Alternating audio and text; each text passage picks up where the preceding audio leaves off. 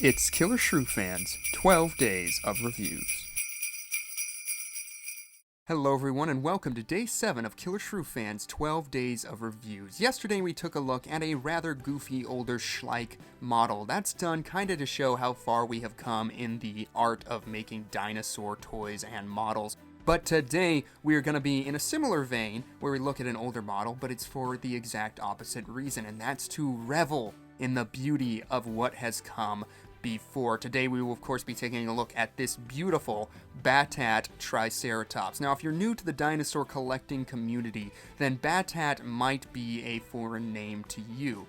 Battat was a line of dinosaur toys that were produced in line with the Boston Museum of Science, sculpted and painted by Gregory Wenzel and Don LaRusso, and now they fetch a very high price and are highly sought after by collectors. There are select few that are being remade and repainted in a Target line, but very few of the molds made it through, and this Triceratops was one that didn't make the cut, which is a shame because it's such a gorgeous model that holds up nearly 26 years after its production, and I can't wait to give you a closer look at it. So we're gonna jump right in at the head here, and as you can see, the sculptural details on these things aren't anything incredible. There's enough visual interest going on to sort of suggest the ideas of scales and wrinkles, but it's nowhere near as crisp or apparent as companies such as Safari or Papo.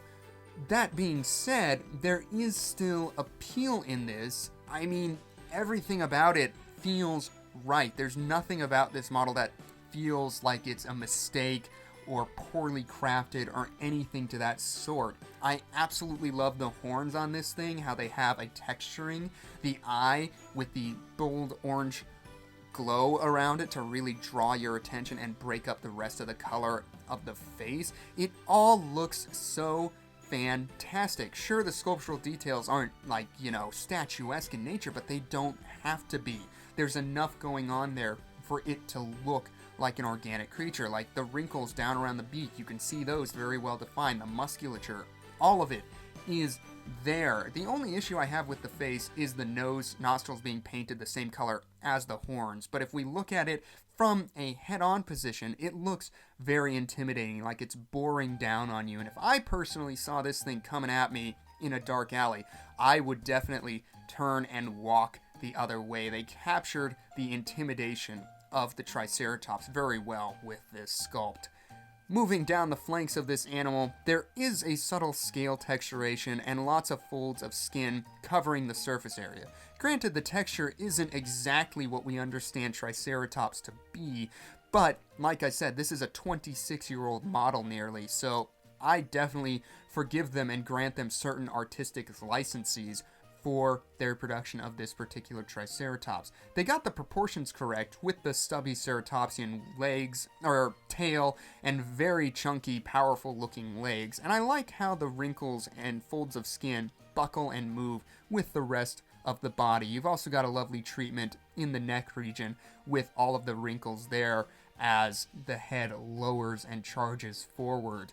Taking a look at the underside of this thing, the pectoral region has a lot of power to it, and I'm a big fan of the swell of the gut there. On the underbelly you can see the copyright information, and there's a lot more wrinkles and folds of skin to be spoken of down here as well. Taking a look at the feet of this Triceratops, I do believe they have the correct number of digits, but unfortunately the placement is a bit off. Beyond that, they feel pretty decent to me. I'm a big fan of the folds of skin at the elbow on the arms here, and the kneecap having all of those folds of skin around the joint. That all feels very natural, very believable, and the musculature going on in here with the flexing calf and all that stuff feels very believable. It feels like it has a power to it, and I personally am a big fan of the sculptural pose that this thing is put in, with the right arm striding forward as the back leg braces, and then the back leg is taking a step forward as well, while the head is held low and at the ready, brandishing those massive ceratopsian horns. It looks very fluid and lifelike without relying on some big, cartoony, extreme posture. I can believe this thing made this stance back in the day, and for that, it feels like it captured a moment in history. The paint scheme is also quite okay. I mean, it's nothing incredible. It's like this chocolate brown base plastic with blue stripes running all the way down from the back of the head there, as you can see, to the tip of the tail. It's an interesting color scheme, and not one that I've seen on many dinosaurs, but it is visually interesting. To their credit, I like how there's more of the blue on the frill here, giving it a nice display-esque feel to it. It's also a pretty good size when compared to some of their other lineups, coming in at about 7.5 inches, just under or under 19 centimeters from tip of tail to tip of snout, and about 3 inches off the ground, or just past 7.5 centimeters. When comparing it to last year's Battat Tyrannosaurus Rex, the scaling going on here, by the way, these are 1/40th scale according to all of my research, but this all feels correct, and I gotta say, these guys look absolutely fantastic next to each other. I highly encourage you to hunt them down, both of them, so that you can pose and position them with each other. They play off of each other so darn well. And for a more recent size comparison, I went ahead and brought in the Safari Limited Triceratops. The Safari Limited Triceratops is praised as being the most up-to-date, scientifically accurate Triceratops model that is on the affordable market. And yes, it is true, but just looking at these two side by side, you can see just how ahead of its time the Battat offering was. Sure, it's not perfect by today's standards, but it still holds up so incredibly well next to the Safari Limited Triceratops. And hopefully this gives you a good idea of the size you can expect from the Battat Triceratops if you have the Safari offering.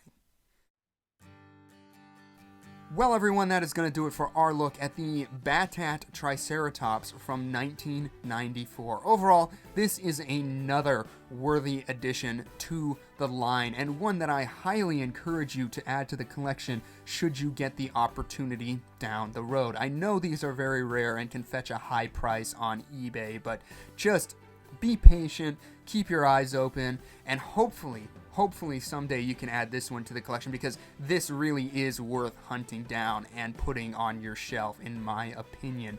It's a standout in the line, not just because it was not included in the re-release molds, but also because it was just so well done for its time. The paint scheme is a bit, it's nothing incredible, but everything else about it is sufficiently done, and I have no problem whatsoever giving this Triceratops an 8.5 out of 10. As always, I would love to hear what you guys think of it. Are you one of the lucky collectors who owns this beautiful model? Are you going to try and hunt it down? What was your favorite Battat dinosaur? Leave all your comments down below, and as always, if you enjoyed our review today, don't be afraid to let us know by hitting that like button, and don't forget to subscribe on the way out so you don't miss the rest of Killer Shrew Fan's 12 Days of Reviews.